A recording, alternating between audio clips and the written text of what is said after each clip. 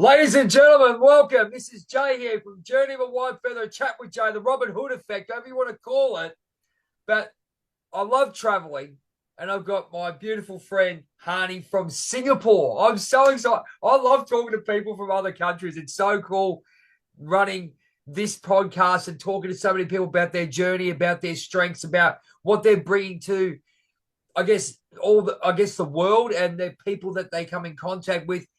Hardy, thank you so much for coming on board a chat with Jay and having a chat, having a talk about what you do for this beautiful world that we live in, and all the way from Yeah. Singapore. Now, we had a chat offline, and we were talking about your modalities. You said you've got about 33 modalities in one, and you've got your four layers. But hey, I'm going to handball it to you. We call it AFL. We call it handball. It's like a different type of game, as you probably might know.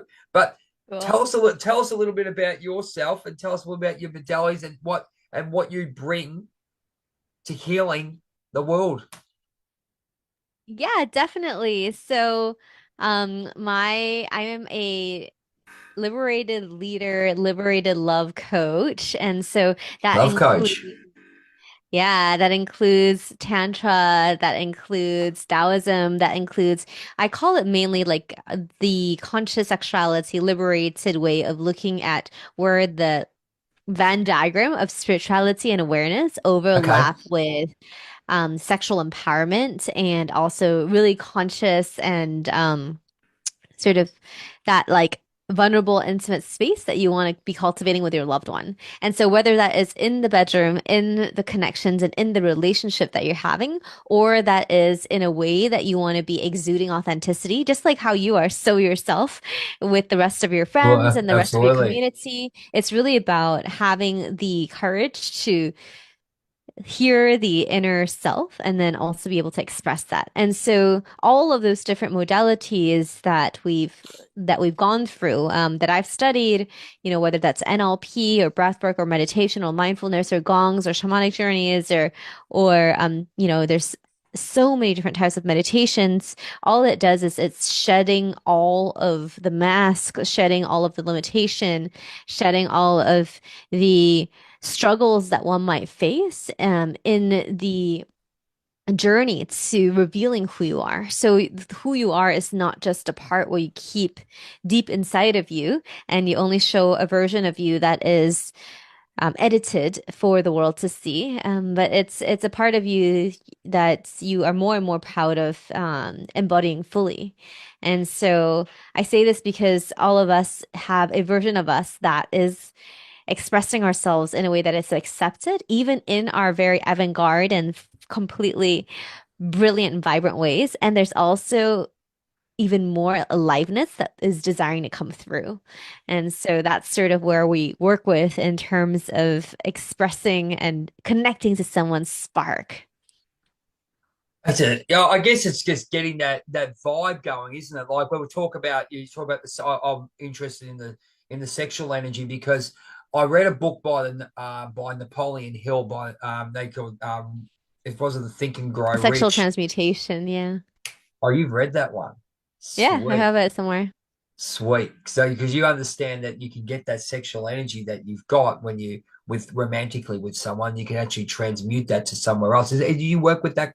Is that sort of like one of the Yeah, so principles? in a program that I run called the Central Liberation Program, which actually goes through 6 different pathways to arrive at the point where you can actually use that energy. Because first of all, you got to understand what that is. You got to actually remove a lot of the blocks to accessing it, and then Yep.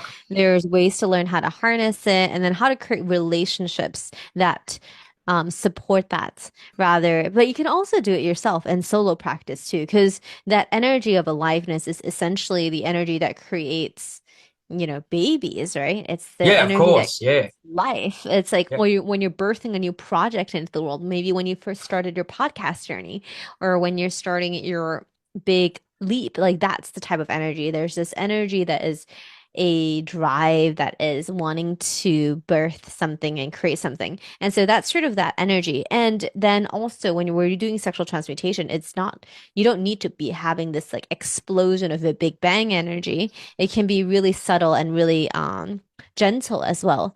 And so So what you're really doing, so we call that sex magic in the practices that we do, or sexual transmutation, which is breathing into actually accessing what pleasure is in an authentic way. So it's not the primal kind where you see two cats like screaming in the middle of the night, or like it's not it, while Yeah. there is that wildness and that genetic like wildness within us, this can also be a space where you're actually really connected to your goals and your visions. And then you can really, through breath work, direct the the frequency or the focus to bringing that into your to-do list, bringing that into your drive, and bringing that into the way that you show up. So when really, really unfortunate things hit the fan and any struggle hits the fan, you're able to remember your ability to be empowered and create and Yep. step through that. Okay. Look, I, the one that I resonated with there was that new energy, that real exciting new energy. I always say when you meet somebody or you've got a new idea and you're really excited, and I think a lot of things where I can relate to that is because you live in that dream of the ending, I guess, in some ways, where you have that dream and go, I can be the King of England, or I'm gonna, do whatever I have to do. But you live in that energy at the start, and you want, and your job, what you're doing, is trying to keep that energy throughout the whole process till you get to your goal. Would that be fair to say? Or keep replenishing that, Replen- right? replenishing, is it? Okay, Yeah, yep. you're constantly watering that garden with that energy. So yes. So it is really about re-watering yourself with that. So it's almost every morning experiencing like what life and aliveness feels like in your body. And Wow. today Okay. it could be beautiful weather, right? And another day it could be like crystal clear stream, but it's that aliveness that's running through you when you are so elated with love and with care and with the feeling of just being in love, and you don't have to have a reason, right? Oh, that's yeah. It's right. It sounds absolutely perfect. I think it's what the world really needs. No, you're not wrong because I Okay, think and why are we relying on a human to give us that feeling, right? That's the question. well, this is the other thing. Even Yeah, if we sorry. can, if, of course, that is just cherry on top. And at the same time, right, we all remember what it's like to have love in our lives in the first few moments of it, where we're like, ooh, like this is exciting. What is behind this door? There's like that flirtation that you have with life itself. It's a flirtation of I like that flirtation of life. That's a good way of actually looking at the idea of keeping that really vibrant and that love. I think what that when you find something you're really passionate about, I think a lot of I find with the people that I talk to, they want to do something, but they're held back. It's usually because of themselves. I mean, we've obviously you've been through it. I've been through it. We wouldn't be talking today about what we do for the future of the world, I guess, in some ways.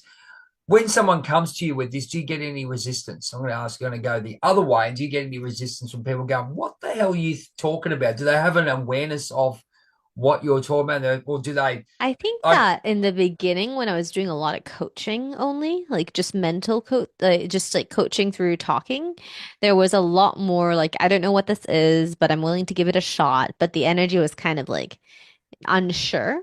And so when I take people through the practices, they have this imagination that it's going to be this orgasmic rush of like nonstop climax. And that's not what it is. no, Sorry to no. burst your bubble.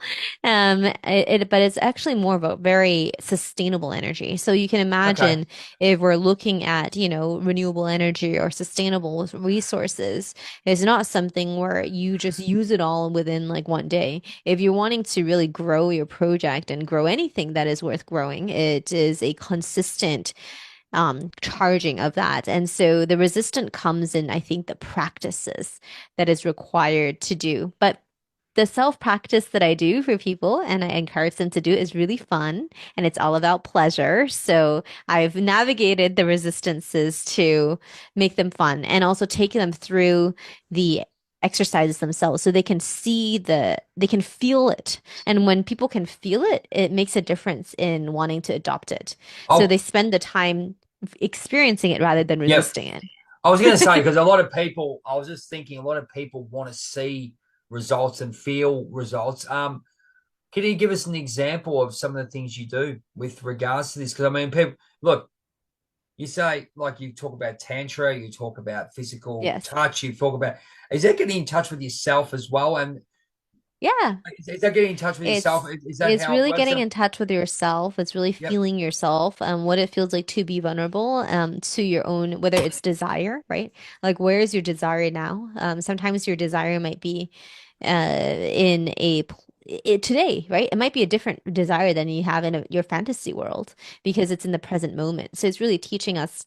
So I teach people how to connect to the present moment desire, which How is would you, always a how would moving you do that? target.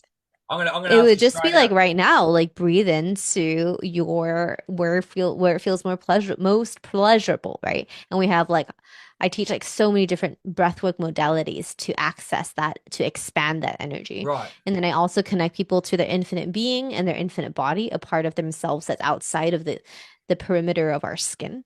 And then that way we can really look at it from a perspective that is like dimensions above us. So it doesn't have to, it's like a bird's eye view, but multiple, depending on how far you want to look from. Um, and then um, and then we look at all the resistances in their lives that are currently holding them down. That could be like any amount of limitation, right? Could be influenced from like regulatory limitations. It could be like familial. It could be like just calendars and times crunches and just not enough time to do certain things and looking at all of that and then really seeing what life would be like without that energy, even if you have all these responsibilities but not feel that pressure. How would you experience expansion and then accessing your pleasure and then expanding it into your world and then Right. being, yeah. So it's That's about okay. visualization, focusing on the pleasure, and then connecting it to a much larger place. And so I Okay. breathe with them. I do eye contact over video, and I connect with that portion of our bodies, and then I expand it. Wow. It's just it's a very trusting modality in a lot of ways because you know people have to have that I guess have that connection and inner trust within yourself. I mean, because we as I said to you, when I look at people and they come to me, they go, okay, you went through a stroke scare, how did you get to this? And I look at the way that people's minds are and what they're feeding it, and then how they are, and get that inner drive. People think people know when I do, you know, when I do what I do, I get that hype and I feel it. I want to ask you, with people getting that hype with what they love, and then suddenly they can't harness that properly. They have. Do you think that's a fear, or do you think that's a block? How do Like if you? they get an idea of what they want to do and then they can't like move Well, they forward. can't. Well, they can't do it, or they got something they want to do and they don't. Is it a fear or is it a block? What do you see? What do you usually see in your practice? Because a lot of people I'll be straight honest with you, they just go, no, nah, can't do it, don't know what to do, and it's more like a fear, and they don't know where they're standing into the unknown. Do you guide them through that? Yeah, definitely. I think it's really different from each person because we go into their energetic fields. So of course you can analyze your way to it, right? You can be like, if it's a block, what kind of blocks are there? And there could be like Okay, 200 and you could clear them each one. If it is a fear, there could be like another 1,000 fears. It could be okay, fear of failing, fear of, following this and investing and then 10 years later getting nothing. There could be fear of, there's so many, or fear of like not being accepted, fear of like rejection. Like if there's so many fears and you can clear each one by one as well. And then we can also, because of the work, the energy work that I do, which I find is incredibly powerful, it gets to the root of it. It's like, okay, like what is actually here that is stopping? Is it because this is like, first of all, like, is this the true direction of what you want? yep, Like, and so I'm really questioning, like, how authentic is this? Is there something okay, that's more authentic? Like, is this like 50% what you want? Is this like 60%? Is it more than 60, less than 60? Is it 70? Okay, if it's around like 70, 75, even if you do take that path, it doesn't really matter because actually there's something that maybe you need to take in order to get to the next step that's 100%. So just do it because then we need to see what's next, right? And so so we really question like what this what it first of all like really question what the thing that they want to do is, and then not take it all away, just take another step and Yep. then recalibrate to that step. Okay. That's one. And then the second one, if it's truly debilitating, and then we just ask like what is the source of this debilitation, right? If it's debilitating to act, is it coming from, where is it coming from? So I would just really trace that with questions and explore and then just take that out. Whether that's somatic, could be a fight or flight response that they're having that we need to Okay. like Does it? remove. Well, I'll ask you straight out. Do a lot of people are a lot of people responsive to that? Because you might say, because I think a lot of the times that I work with people, they look at it and go, "Oh, okay, I know this, but I won't step forward and actually take responsibility or actually take it on full on." Like, for example, say a mindset, and your mindset's rubbish anyway, and then you're feeding it with negativity in some way because you're sort of going that way, but that's normal for you to take when you get to a T intersection for hypothetically, instead of going right, you go left, and you're scared of it. Is it do you find the resistance in that way with people, and then you have to guide them through? And how do you get through that? Truth. Awesome, awesome. Like, what Yeah. is the truth? Like, are you doing this because, like, what is your truth? Like, where do you truly want Okay. to be? And if they can see that they're choosing to not go, where their heart is truly calling them forward, then that's Yep. their choice. I respect that. Okay. I'm like, all right, like, truthfully, like we can clear everything and it's very obvious that this is your direction and you ch clearly choose to not take that and you're going to accept this, then that's okay. And then oftentimes, they have to sit with the acceptance of not living in their truth and not living a life that is a reflection of.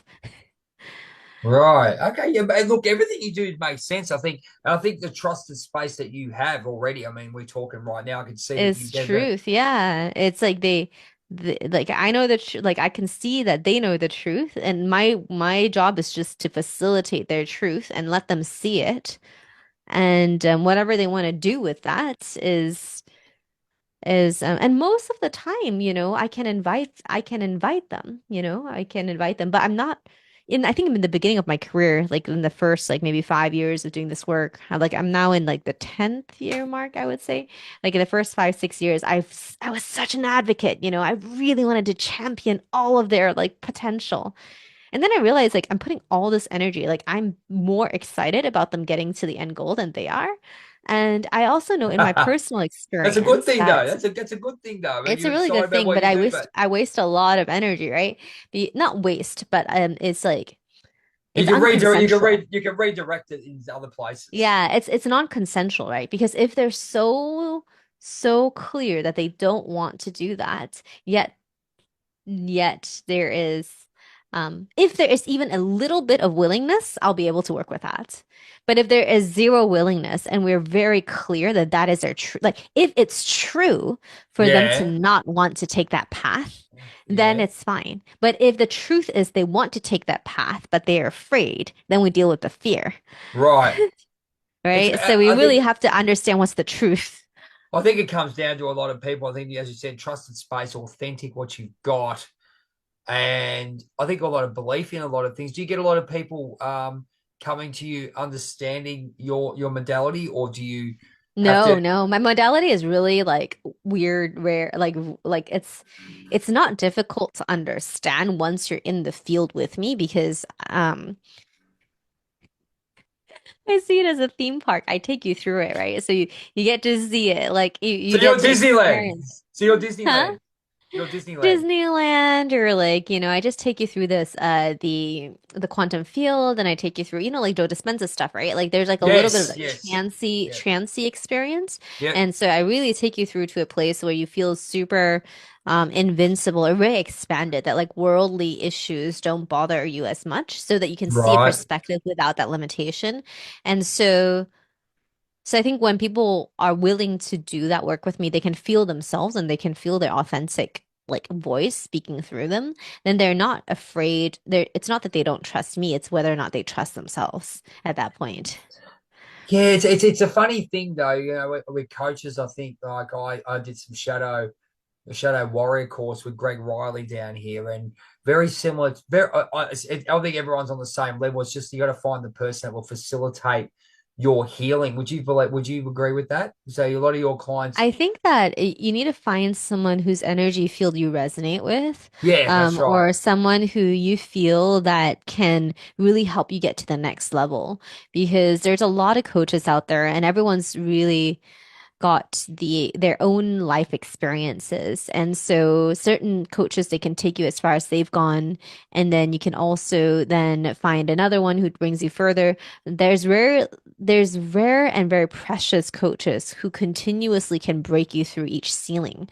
And so the kind of transformations that I'm looking at in the beginning, when I joined like Landmark, well, not Land, I didn't do Landmark, but I did something very similar that was available in Asia. Or when I first started this whole journey of doing a lot of these transformational retreats, like it was very intense changes. Like it was like a whole weekend. You're like changing your identity and like breaking through everything. So I think like in the beginning of a transformational journey, you often or it's like something that you completely kind of lose yourself to find yourself again. In the beginning, your learning curve is huge. And then when you start getting more intermediate or like more, you've done this work for a couple of years, the changes start to get more subtle, but you start to get more nuanced Okay, information, right? So like right now, like if there even a thought that passes through my mind that is unhelpful, we were talking about mindset earlier, like I yeah, catch it and I'm like, what the heck is that thought doing in my head? So it's less about like performing, or it's less about these breakthrough healings, even though they still exist, but it's more okay, about really curating my day-to-day experience to make sure I'm always in the right path. And so when I'm talking about liberation, I'm talking about also liberating ourselves from all of our thoughts. So when you're choosing who you want to work with, it's really about, do you want to work with someone that helps you in a particular topic, like inside out, right? Like how deep do you want to go as well? yeah, You can pretty just much, do isn't it? like you Yeah, can just be like, oh, exactly. I want to get this to-do list done, but I don't care how I get there. I could like Yeah, suffer my way through it and like, choke my way in the process of like getting there and like, yeah, dom myself to get there. Or I can do it in a way that's with pleasure, which is sort of like or with joy or with creativity or with energy that is authentic. So that's sort of like my like the way that I do it. But maybe someone else is like, you know what, we want to do it like a warrior, and a warrior doesn't back down from like, um arrows and like I don't know fireballs flying into okay, your field and yeah, or so it's different. Like everyone wants a different flavor of your journey, and you can pick that and who you want to work with, like who you find the most, I think, who do you find the most fun to work with, that lights you up, that makes you feel alive. That's the most, I think that's that's fun. And then for very me, it's like interesting. who makes me feel the most calm and safe to like work with, that no matter what I bring up, I know that it will always bring me to the next level, even for things that I feel ashamed about, right? So there's a how safe do you feel in the presence of someone who is your confidant? I was actually going to say to you, I mean, the trusted space that you have, I think it's what you do when you if you can build that, you're not going to build it with everyone, but if you can find something like that, I mean, when we talk about tantric, I guess what's the word I'm looking for? Sorry, the tantric therapy in a lot of ways, because obviously sexual energy between, especially between Yes. couples, that's a huge thing. Do you have individual sexuality as well, or is it like Absolutely. Actually, most of my clients are individuals. We're really practicing and harnessing their own energy. And then because I'm also a business coach and a healer, and then tantric sexuality is one of them, like we do blend it to, they might come from the tantric angle, but then we would go into the other aspects of coaching dependent on what is most beneficial for them. So okay, we do have a lot of individuals as well. I okay, and think the did couple domain is about yeah, relating. Relating is like you're harnessing both people's energy. But how are you going to harness both people's energy if you don't really understand how your own engine works? that's a big one. When people try to get in, it's like when you get into something and you don't understand it, really, do you? I mean, I would tell you, it's a growth. Do you understand every touch on your body? Do you understand every pressure? Do you understand every like nuance, every breath that you can be taking? Do you understand every like you've got to really not break, but you I really see where you're examine going. yourself. I see where you're going. Because I mean, you have to understand. I mean, you can go. You don't want to go overboard with it in some ways. I guess get too. Would you say you get too caught up in it in some ways? Do people? I will say it in a way where people are looking for an answer and they get stuck I on it, think or do you I do think you? it depends on how you hold that space. Yep. Do you mean what do you mean by people go overboard and want to get an answer?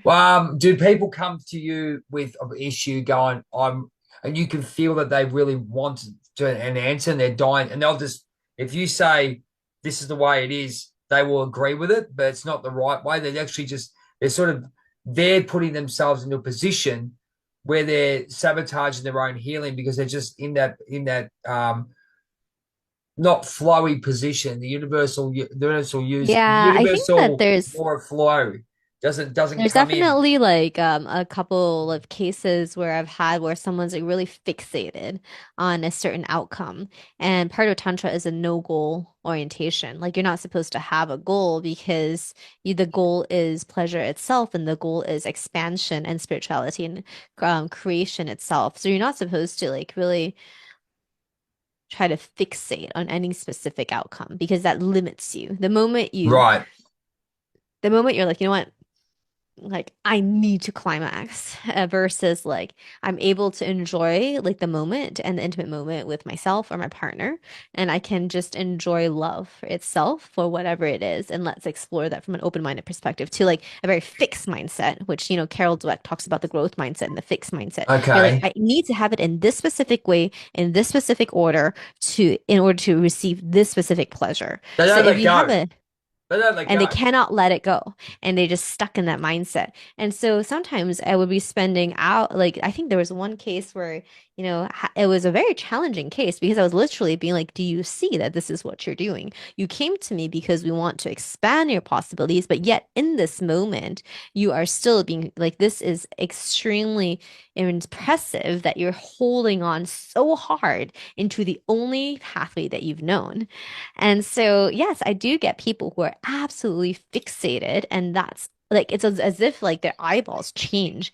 and they become this like that's all it's like almost like they're like a robot, like a matrix started like shifting into them, and they're like they can only go in one direction, like a zombie. Yeah, I was just because I get it's like an interesting part where I guess people are scared to see the real them in some ways because it's been hidden for so long, or they just don't have the I think it's education. like the deprivation of like sometimes Oh, it's that's a the good word. It's a deprivation good word. Good word. of they're deprived of that pleasure, they're deprived of It's a great way of looking at it. They don't that understand it. experience. So they're like, I Yeah. would rather just drink some water rather than not knowing if I would drink any water at all. Like Uh, that it, sort it's of a, it's a bit like that. It's really funny because people come into you and say to you, look, I'd love to be where I am, but I think I'm scared to be where I am, if it makes any sense, because they don't understand themselves. And I think that what you're offering is such a nice thing because you really have to explore yourself sexually because you have to be really open to that, don't you?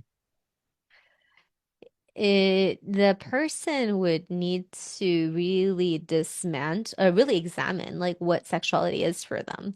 And then also examine what love is for them because sexuality is just a simple aspect of self-love, right? It's a physical form of self-love in many ways.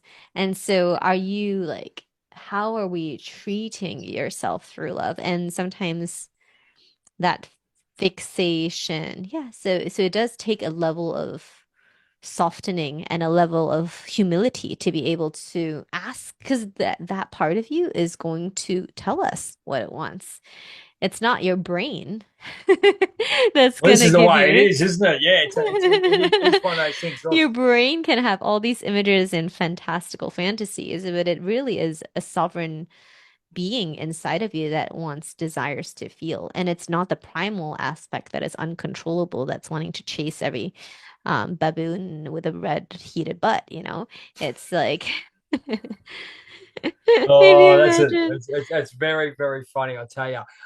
Look, we're going into part two. I always do Mm, two sessions because I like to get to know you. But what we're going to do is we're going to talk a bit about your actual practice and how you get the best yes. out of people. So we know that what you do. And I said, look, I think the most important thing is people getting in touch with themselves and they don't understand themselves. I mean, I know I didn't until I had the spiritual awakening. And then you go, And the journey wow, continues. Where oh we're yeah, the understanding ourselves, like as listeners are listening, is such a beautiful journey because as you have new experiences in your life and new challenges, you're still finding out how can you show up in an even more empowered way. And each iteration is a more empowered and more accepting way than the last. absolutely. Well, on that note, we're going to go to part two very, very soon. So Let's thank do you it. very I much. think we have life. Thank you very much, Hani. We're going to have a little bit of a break, water break, as per usual. If you want to like, subscribe, and share, as per usual, you do that with the Robin Hood Effect, a chat with Jay.